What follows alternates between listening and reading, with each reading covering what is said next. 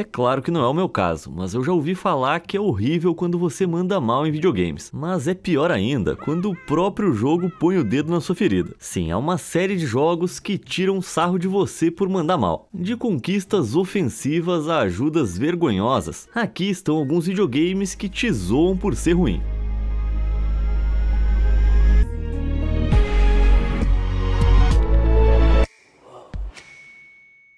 Seu frangote.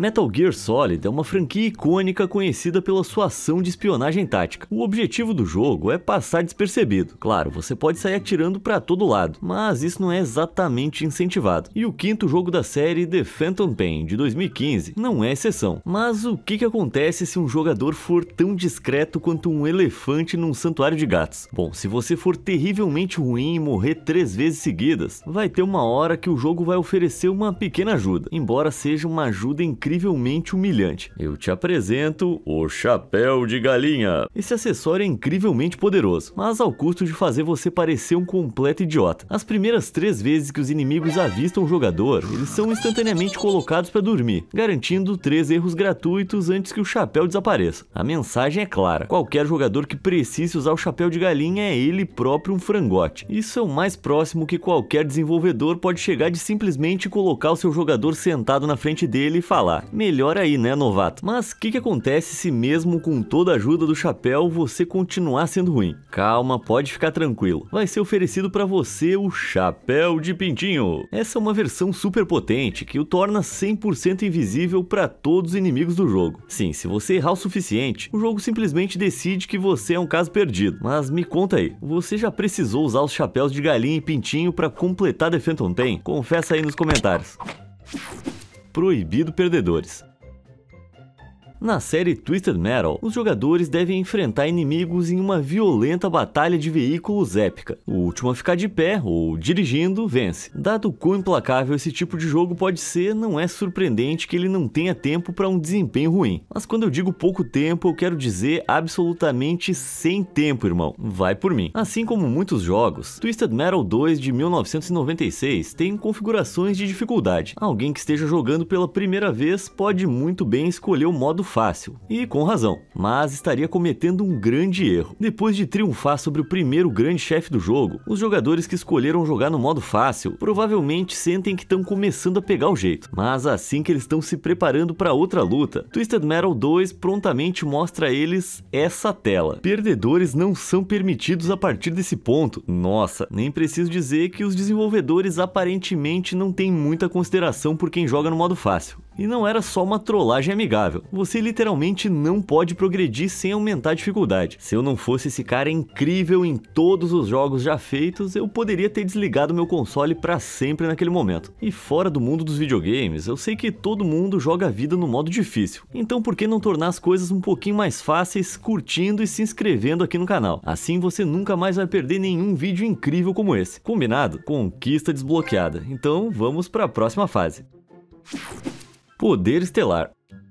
Normalmente, a gente não associa os jogos do Mario com uma dificuldade de arrancar os cabelos, mas vai por mim, algumas dessas fases podem ser bem difíceis. O absolutamente incrível Super Mario Galaxy 2 não é exceção. Esse lançamento de 2010 traz o nosso personagem saltitando em vários planetas malucos em um esforço para alcançar o Bowser. Mas o que acontece se o próprio Mario for esmagado muitas vezes? Bom, ele recebe uma visitinha da Feiticeira Cósmica. Ela oferece ao jogador uma ajuda, e o jogador pode assistir enquanto ela controla Mario e completa a fase pra ele. Fácil, né? O problema é que você não recebe uma estrela dourada depois, que é o que você precisa fazer pra progredir. Não, em vez disso, você recebe uma estrela de bronze totalmente sem graça. Parece que tem cor de cocô, né? E ela é absolutamente inútil. Mas então, pra que serve? Bom, a Feiticeira Cósmica provavelmente deveria ser uma maneira útil de mostrar aos jogadores com dificuldades como é que se passa de uma fase. Mas na prática, parece que a Nintendo tá dando uma enorme risada às suas custas. Fica aí com a sua estrela de cocô, Mario. É claro que eu consegui a dourada na primeira vez. Óbvio, com certeza.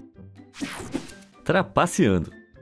Se você é tão velho quanto eu, talvez tenha jogado Crash Bandicoot Warped lá no primeiro PlayStation em 1998. Sabe, logo ali depois da extinção dos dinossauros. No jogo, a primeira batalha de chefe é contra o regular da série Tiny Tiger, que desafia Crash em uma arena de gladiadores diante de uma multidão que aplaude. A batalha é simples o suficiente, mas a parte mais difícil envolve hordas de leões correndo pela arena. E se eles encostarem no Crash uma vez é o fim. Mas a gente tinha uma boa estratégia na época. Correndo para um dos cantos da arena, os jogadores poderiam evitar todos os leões sem precisar demonstrar nenhuma habilidade. Isso era perfeito para mim. Saltamos para 2017 e o Warped foi remasterizado como parte da Insane Trilogy. Os jogadores espertinhos como eu naturalmente tentaram trapacear de novo nessa batalha de chefes. E até era possível, mas tinha um problema. No momento que o jogador se esconde nesse canto, a multidão joga uma enorme quantidade de pedaços de queijo no Crash. Isso é uma referência ao termo teasing no inglês, que significa tipo trapacear para vencer no videogame. Ou seja, eles estão te humilhando. Os desenvolvedores certamente ficaram sabendo dessa tática infame e em vez de removê-la do jogo, decidiram incluir uma animação extra que envergonha as pessoas por usá-la. Seria bem engraçado se não tivesse nos chamando de péssimos.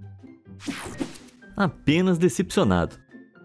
Eu sabia que eu tinha feito tudo errado quando meu pai dizia que ele não estava bravo, apenas decepcionado. Então imagina a culpa que eu senti quando até o meu pai do videogame me passou essa mesma energia. No lançamento totalmente louco de 2004, Katamari Damacy, o jogador assume o papel de um pequeno alienígena verde que tem que rolar um monte de coisas para construir uma estrela. É bem estranho, mas também é muito divertido. O que não é tão divertido é o seu pai no jogo, o rei de todo o cosmo. Esse é o cara que ordenou que você rolasse essas bolas, e é melhor que você faça isso direito. Se você acabar perdendo no jogo, o papai espacial vai ter algumas coisas para te dizer. Primeiro, ele vai lamentar que deveria ter pedido aos seus primos em vez de você, e então ele vai te dar o golpe de misericórdia com a seguinte frase: isso não é culpa sua, mas sim nossa por acreditarmos em você. Nossa, os videogames não deveriam ser uma distração dos nossos fracassos? Pelo jeito não.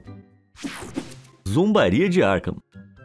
O Batman é um dos caras mais durões que existem. Ele não parece ser o tipo que se magoa com palavras ofensivas. Já eu, por outro lado, sou definitivamente esse tipo de pessoa. Então imagina as lágrimas que eu derramei quando eu joguei a série de jogos do Batman Arkham. Toda vez que o jogador falha e o Batman bate as botas, a tela de Game Over apresenta um dos seus inimigos zombando dele. Quer dizer, zombando de você, né? Riddle me this. What lies on the ground is full of holes and gives off a slight burning smell? Dependendo de onde você está no jogo e qual inimigo você está enfrentando, há uma série de provocações de Game Over, cada uma mais mordaz que a outra. Por um lado, essas são cenas muito legais, que acrescentam bastante ao mundo e aos personagens do jogo. Por outro lado, se você é tão sensível quanto eu, ser constantemente insultado por errar é desanimador. I knew it. You're nothing but a lightweight loser. Não, moça, não sou não. O verdadeiro Batman talvez não fique desanimado com algumas provocações. Mas nesse caso aqui, eu sou o Batman e eu sou uma manteiga derretida. Mas os jogos do Arkham não são os únicos a usar esse truque. A clássica série de plataforma Jak and Daxter também não perde a chance de te dar uma bronca sempre que possível. Você joga como Jak, com seu melhor amigo Dexter ao seu lado, pronto pra te zoar toda vez que você errar. You came! You saw! You got your butt kicked. Quando os inimigos do Batman te insultam por falhar, eu até entendo. Agora o Dexter deveria ser o nosso melhor amigo. Que maneira de provocar, hein? Fracasso Fashion.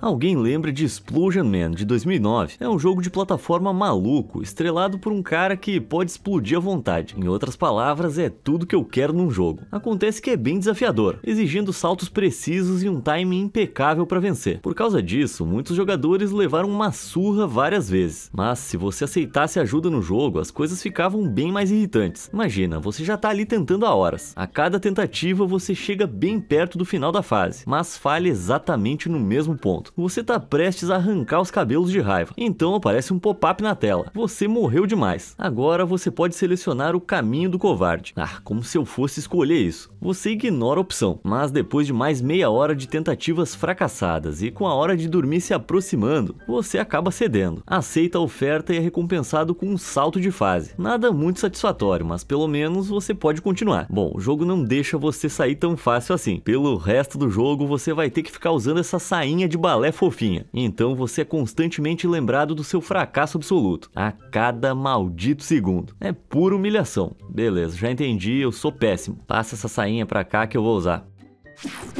Detenção. É difícil imaginar que um jogo onde você joga como uma criança no internato possa ser divertido, mas Bully, de 2006, conseguiu fazer isso. Você pode assistir às aulas, proteger nerds, conquistar a garota e, sim, quebrar as regras e ser um valentão. Mas se você fizer o último, e convenhamos, você vai ser preciso ser muito discreto. Se for pego, você vai ser mandado para detenção. É isso mesmo. Que maneira melhor de passar uma noite do que na detenção virtual, que significa realizar tarefas tediosas, tipo remover neve ou cortar grama. Se você errar, vai ter que começar tudo de novo. E se conseguir, não ganha nada em troca. Nossa, fascinante. Essa pode ser a punição mais insultante por falhar que a gente já viu. Basicamente, tá dizendo que se você não é durão o suficiente pra vencer, você nem devia estar jogando. Claro, isso foi em 2006. Hoje em dia as pessoas jogam simulador de cortar grama por horas. Quem diria? Anticonquistas. Eu adoro conquistas. A sensação de prazer quando aquela notificaçãozinha aparece é demais. E os meus professores que falavam que eu nunca ia conquistar nada. Mas nem todas as conquistas são criadas do mesmo jeito. Alguns desenvolvedores adoram zoar e dar conquistas por você ser péssimo. O jogo dos Simpsons de 2007 tá cheio de piadas sarcásticas às custas do jogador. Se você bater as botas 10 vezes, recebe essa conquista aqui. Além de uma descrição zombeteira que menospreza sua clara falta de habilidade em jogos, ela te dá impressionantes 0 pontos de game score. Eita! Tem uma zombaria semelhante em um jogo bem menos divertido, 50 Cent Blood on the Sand de 2009. Nessa obra de arte, você joga com o próprio 50 Cent e tem que recuperar um crânio incrustado de diamantes de uns manos, ou seja lá como é que um rapper ia falar isso. Se um jogador colocar o jogo no modo fácil e ainda assim conseguir morrer e transformar o 50 Cent numa moeda de 25 centavos, aí ele recebe essa conquista, que diz não à prova de balas, uma referência ao título do jogo anterior, Bulletproof, que significa a prova de balas. Mas pera aí, tem 2 jogos do 50 Cent e mais uma vez é uma recompensa de 0 pontos de game score, que faz pouco mais do que mostrar sua incompetência. Talvez pior ainda, mostra pra todos os seus amigos que você tem jogado 50 Cent Blood on the Sand, mas até onde essas conquistas podem ir. E se você jogou de maneira competente e até zerou o jogo? Bom, se você optou por fazê-lo na dificuldade mais baixa de Star Wars The Force Unleashed 2, o jogo cospe na sua cara da maneira mais óbvia possível. Completar esse jogo de 2010 no modo fácil dá aos jogadores a conquista Padawan. Agora, isso por si só não é tão ruim. O que faz isso se destacar é a imagem anexada. A sua recompensa é uma imagem do Jar Jar Binks dando um joinha. Jar Jar é um dos personagens mais impopulares imagináveis, conhecido por ser o bobalhão que deu todo o poder ao Imperador do Mal. Provavelmente não era o reconhecimento que você esperava, né? Se você quer respeito, vá jogar na dificuldade de um Jedi de verdade. Ajuda do capacete. O jogo de 2009 para Nintendo Wii, Punch-Out, é o mais próximo que eu já cheguei de derrotar alguém numa luta. É que eu sou um cara pacífico, né? Mas para quem nem consegue vencer uma luta virtual, o jogo dá uma ajudinha. Qualquer jogador que acabar perdendo incríveis 100 partidas é recompensado com um item único, o capacete. Esse prêmio de consolação pode ser ativado antes de uma luta para reduzir todo o dano recebido, removendo grande parte do desafio do jogo. Agora, isso já é bem embaraçoso por si, mas fica pior. Esse capacete é idêntico ao usado pelo primeiro oponente do jogo, o Glass Joe. E se você não deduziu isso, saiba que o Glass Joe é péssimo, e ele recebeu o capacete de um médico depois de sofrer suas próprias 100 derrotas. Então não só o nosso jogador ganha essa ajudinha em resposta ao seu desempenho fraco, como também é comparado ao lutador mais patético de todo o jogo. Caramba, isso sim dói.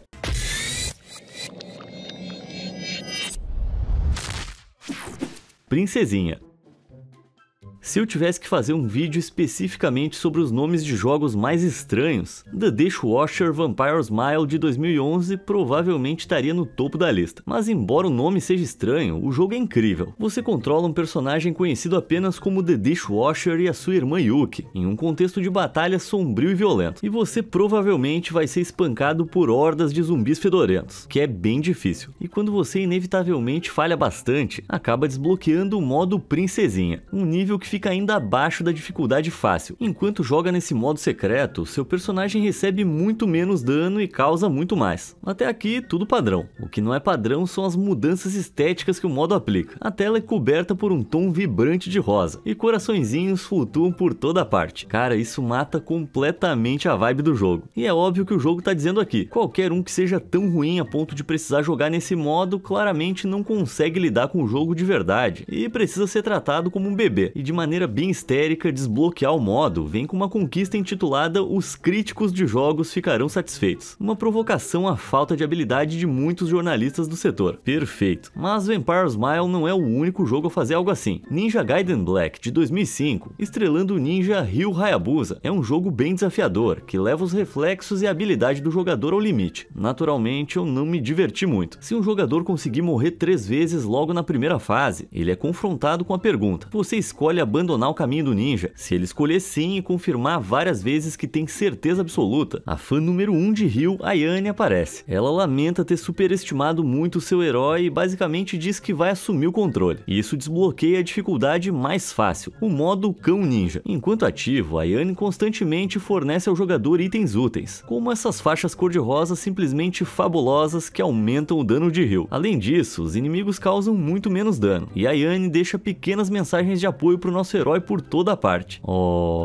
Tem mais uma coisa. Você abandonou o caminho do ninja, lembra? Agora você não passa de um cãozinho insignificante. Então alguém assim não merece o seu rosto na tela inicial, né? Não, a Ayane tem essa honra agora. Sinto muito, perdedor.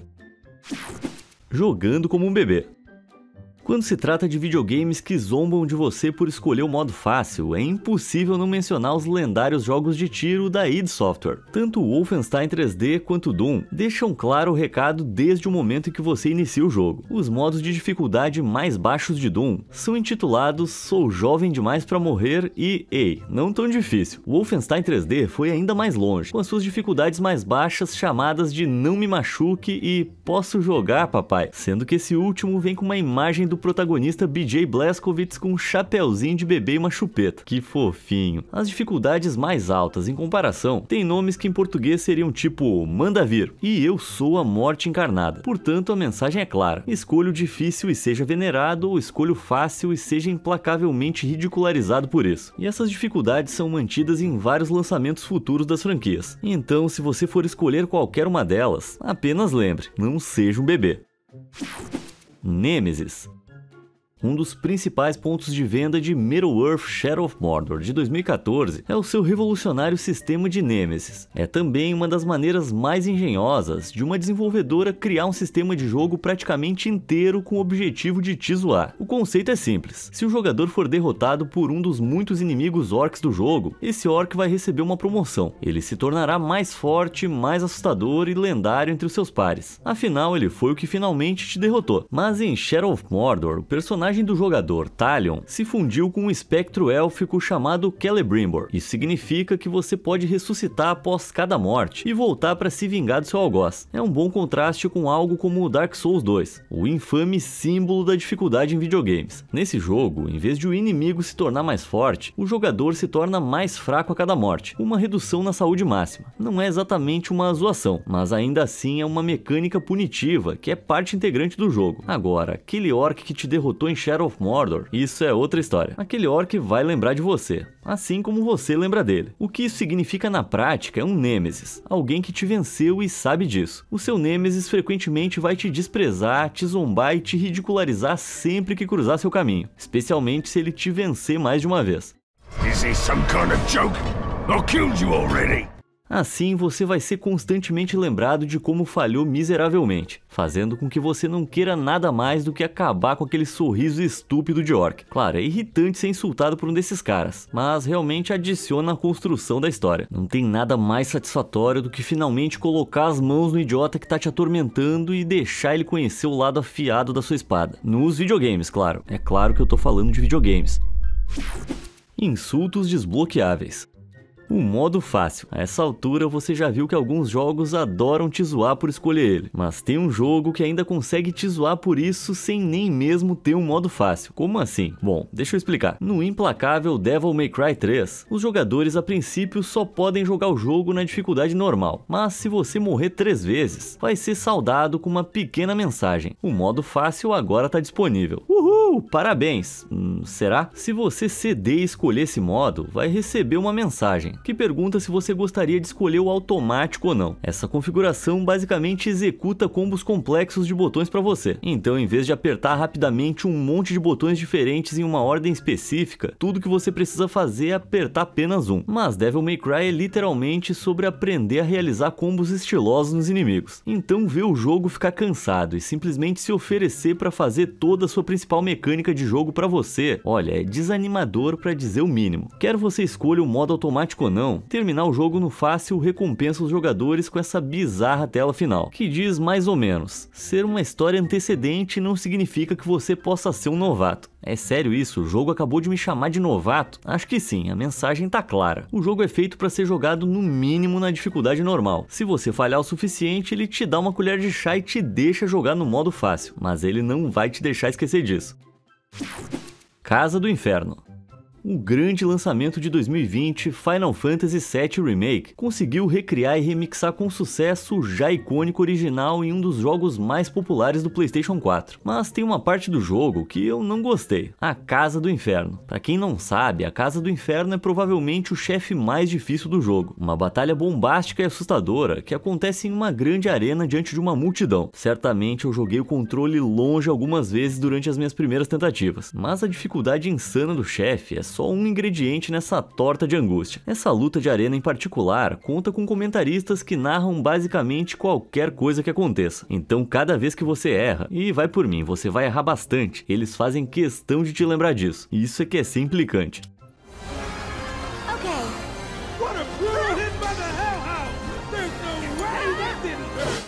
E fica difícil se concentrar na luta sem ficar sentindo que você tem a coordenação motora de um bebê. Agora, vale observar que os comentaristas não são tendenciosos. Se você jogar bem, eles vão te elogiar. Mas sejamos realistas, muita gente jamais vai sair bem em uma batalha de chefe tão difícil. Então, saber que eles poderiam te elogiar, mas você simplesmente não é bom o suficiente, só serve pra te irritar ainda mais. Bom, já fui zoado o suficiente por hoje. Qual dessas você achou a mais engraçada? E se você conhece outras que eu não falei aqui, me conta aí nos comentários. Até a próxima e obrigado por assistir.